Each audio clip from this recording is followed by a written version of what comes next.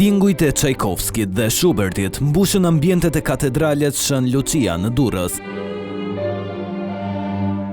Në një atmosferë të ngrohtë që shënoi hapjen e edicionit të 20 të Festivalit Ndërkombëtar të Muzikës së Dhomës.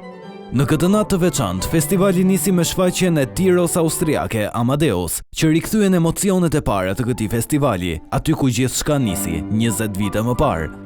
Violinisti Wolfgang David ndau me publikun emocionet e rikthimit në Durrës, aty ku nisi historia e këtij festivali. I played actually the very first concert of this festival. Kam performuar koncertin e parë të këtij festivali dhe ende mbaj mend. Ishte një atmosferë magjishme që prej fillimit. Nuk e besoja që 20 vite më vonë do të vija sërish për të performuar.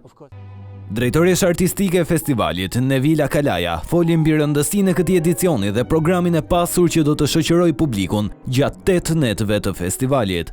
Mbrëmja e sotme është pikërisht një konkluzion shumë i bukur i 20 vjetorit.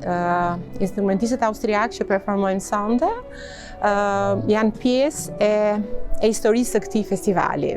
Është vërtet një moment i bukur, jo vetëm për festivalin, po mendoj edhe për qytetin e Durrësit, që përjeton tingujt muzikës klasike, të luajtura mjeshtërisht nga muzikantë që njihen ndërkombëtarisht.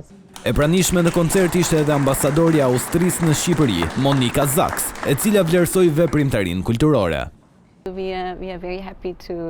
Ne jemi të lumtur të kontribuojmë në këtë festival dhe këtë vit është edicioni 20 dhe jam e lumtur të shikoj që e kemi përkrahur këtë festival që nga fillimi dhe ajo çfarë është e veçantë sonte është se 2 muzikantë që performojnë sonte kanë performuar edhe në edicionin e parë të këtij festivali 20 vite më parë. Katedralja Shën Lucia me arkitekturën dhe akustikën e saj të veçantë u kthye edhe një herë në një tempull të muzikës së dhomës, ku publiku përjetoi emocione të pastra e ndjesi të thella, ashtu siç vetëm muzika klasike di të dhurojë.